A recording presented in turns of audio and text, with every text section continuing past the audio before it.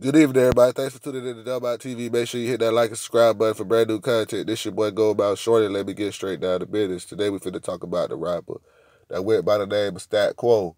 Everybody want to know why he didn't ever blow up. What happened to his debut album, Stat Atlanta, that was produced by Dr. Dre. You know what I'm saying? I'm gonna tell y'all a little bit about Stat Quo before I get started, man. The man from Zone 3, Atlanta. You know what I'm saying? And he grew up around Grady Holmes, man. And the dude started rapping around the age of 12, you know what I'm saying? And, he got the attention of Scarface when he was in college because he went to the University of Florida and he was finna go study law, man. You know what I'm saying? The dude was real smart. He was only getting A's and B's and stuff. And Stat Quote was finna go another direction when Scarface had heard him rap. It was like, man, you need to try rapping professionally. Because, Scarface was down there in Atlanta and he was working on DTP and Def Jam South and stuff at that time. You know what I'm saying? Because he was finna sign a few artists. You know what I'm saying? Like Big Duke, Boys in the Hood, Triple J up out of West Palm Beach. And he was finna sign JW.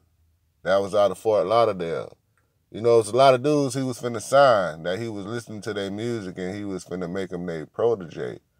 But you know what I'm saying? Stat Quo took his advice and started rapping, putting out a tape. And then when he went to go perform in LA, he met Mailman. That was real close to Dr. Dre, basically the CEO over there who used to find all the talent. So they invited him, Stat Quo, to Studio One, and Dr. Dre was in there. So he rapped. Dr. Dre, he was impressed. So Dr. Dre started laying down tracks with him the same night. And you know what I'm saying? They were supposed to do an album together, but they did a lot of music. And then, nothing didn't really happen. They just kept his buzz going because he had dropped a few mixtapes. Because we was talking like 2003, so he was dropping mixtapes at the time.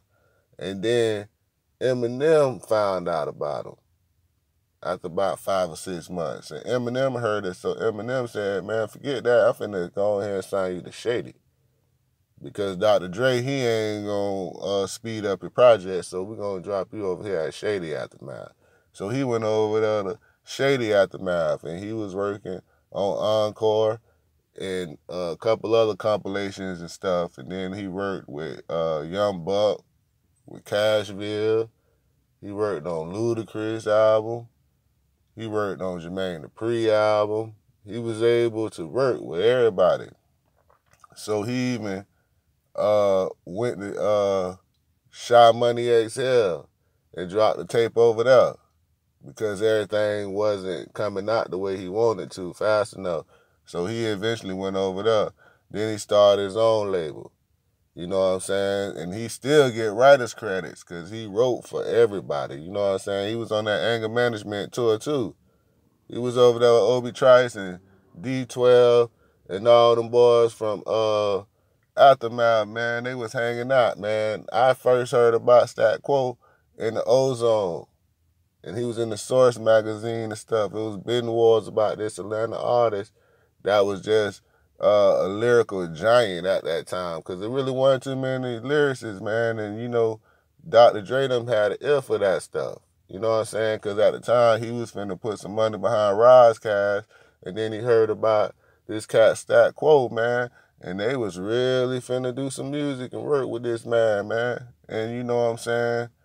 Dr. Dre just took too long with it, and other people had to come in and drop the tapes, so he couldn't really make a name for himself independently on a solo tip. But everybody know, man, he earned his spot in hip hop history as a ghostwriter, and he collaborated. He get producer credits.